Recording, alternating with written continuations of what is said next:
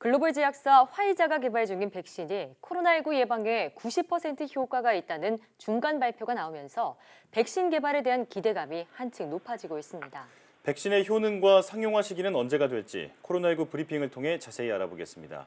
고려대학교 약학대학 김정희 교수 전화로 연결돼 있습니다. 교수님 나와 계십니까? 네, 안녕하세요. 네. 화이자의 백신 관련 소식이 일단 반갑습니다. 중간 발표를 보면 임상 3상에서 90%라는 높은 예방 효과가 확인되는데요. 백신 효과에 대해서는 어떻게 보고 계십니까? 그러니까 화이자 코로나19 백신 같은 경우에 현재 임상 3상 수준에서 약 4만 명을 대상으로 임상 3상을 진행하고 있거든요. 네. 이 중에 50%는 진짜 백신, 그러니까 화이자 백신을 접종을 했고 나머지 50% 위약 백신을 접종을 했는데 예. 이 중에 이제 중간 발표 결과에 따르면 접종자 중에 94명이 확진됐다라고 합니다. 네. 그 중에서 90%는 위약 백신이고 나머지 10%는 화이자 백신이다. 그럼 결과적으로 약 90%의 방어율을 보인다 이렇게 얘기를 하고 있거든요. 네.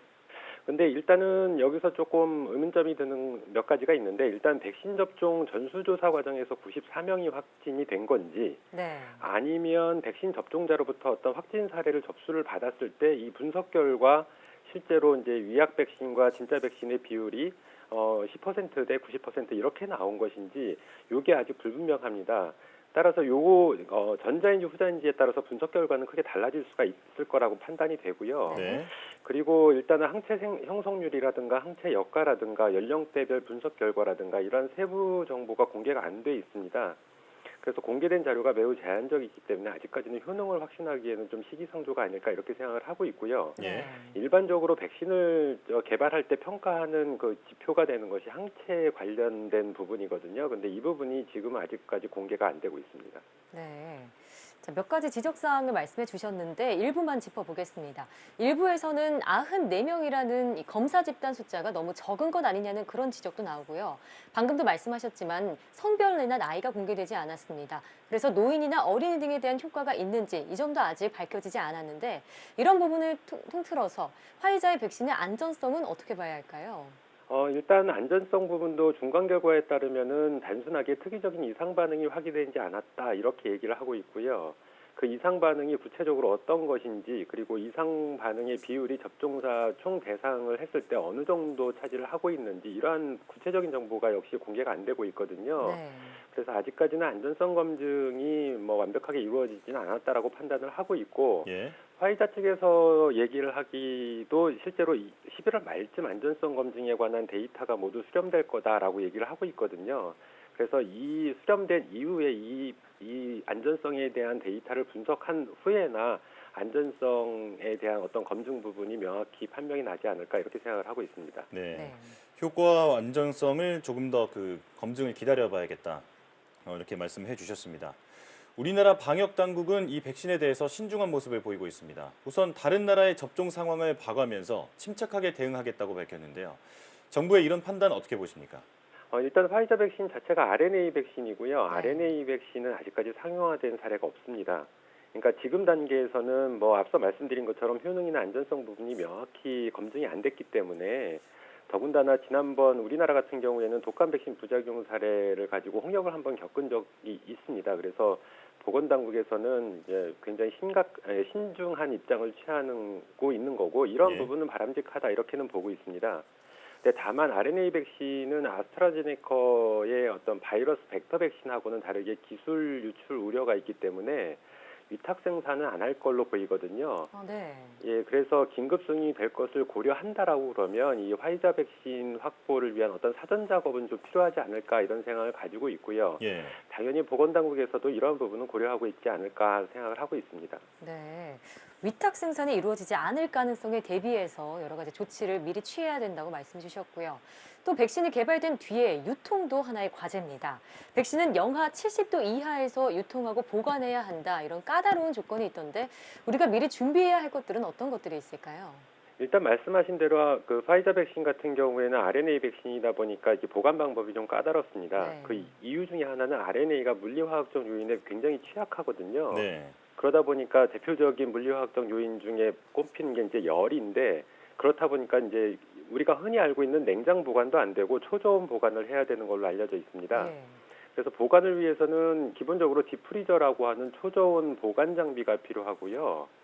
일단 이러한 부분에 대한 어떤 우리가 대비책이 만약에 향후에 화이자 백신이 그러니까 긴급 승인이 된다라고 했을 때 네. 국내에 들어오면 이러한 어떤 디프리저라고 하는 초저온 보관 장비를 빨리 마련을 하는 게 필요하다. 근데 일단 기본적으로 이 장비 같은 경우에는 현재 구매가 가능합니다만 이게 한두 개로 실제로 한두 개를 준비한다고 그래서 다 이 모든 거를 감당을 할 수가 있는 부분이 아니거든요. 특히 일선 의료기관 같은 경우에는 다수의 디프리저를 준비를 해야 되는데 이게 예산이라든가 아니면 디프리저 자체의 공급 문제라든가 이런 부분에 상당히 어려움이 있을 걸로 판단이 됩니다. 그래서 예. 이러한 부분을 사전에 조금 점검을 할 필요는 있을 거라고 판단이 되고요. 네.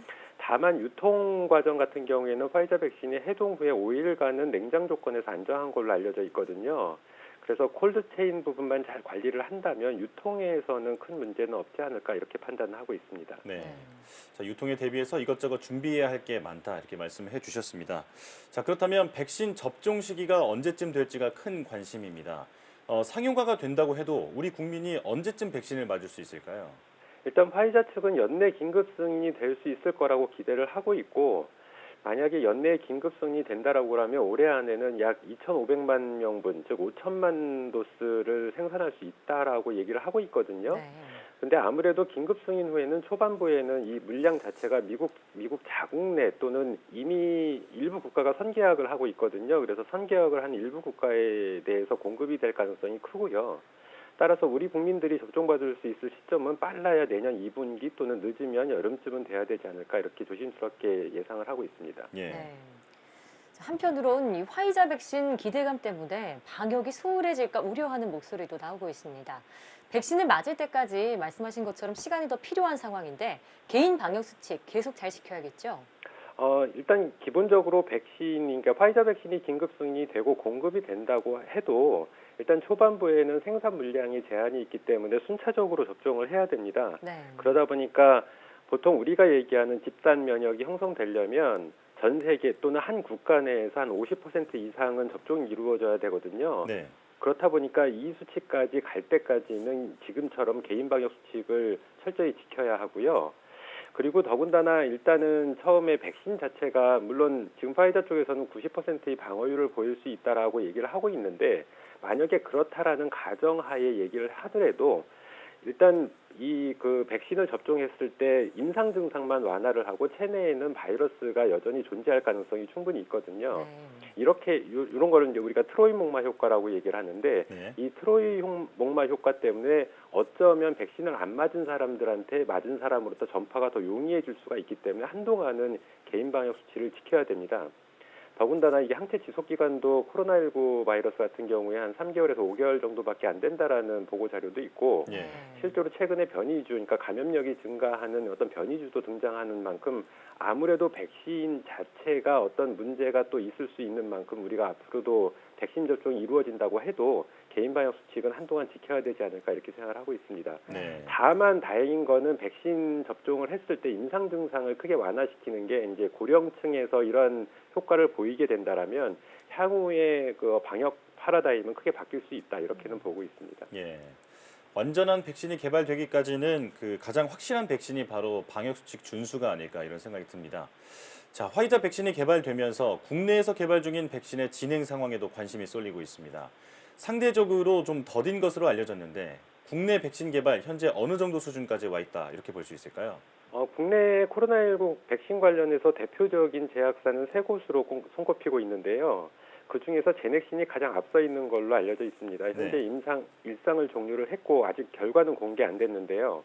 만약에 순조롭게 백신이 임상 3상까지 진행된다라고 하더라도 제넥신 측에서는 긴급 승인 시점을 내년 3분기로 보고 있거든요. 그래서 앞으로 좀 한동안은 지나야 국내에서 자체 개발한 백신이 공급될 가능성이 있고 다만 SK바이오사이언스 같은 경우에는 아스트라제네카 백신은 위탁 생산 계약을 맺은 걸로 알려져 있거든요. 네. 그래서 아스트라제네카 백신이 만약에 긴급 승인이 된다라고 하면 아무래도 SK바이오사이언스에서 직접 생산이 가능하기 때문에 아스트라제네카 백신 개발 진행 상황에 따라 경우에 따라서는 제넥신보다는 먼저 공급될 수도 있겠다 이런 생각은 가지고 있습니다. 네. 국내 제약사들도 이렇게 백신 개발에 박차를 가하고 있는 상황인데요. 백신 하나로 모든 문제가 해결된다는 그런 생각보다는 현재 방역 노력을 계속 꾸준하게 해 나가야겠습니다. 지금까지 고려대학교 약학대학 김정기 교수와 함께했습니다. 교수님 오늘 말씀 고맙습니다. 네, 감사합니다.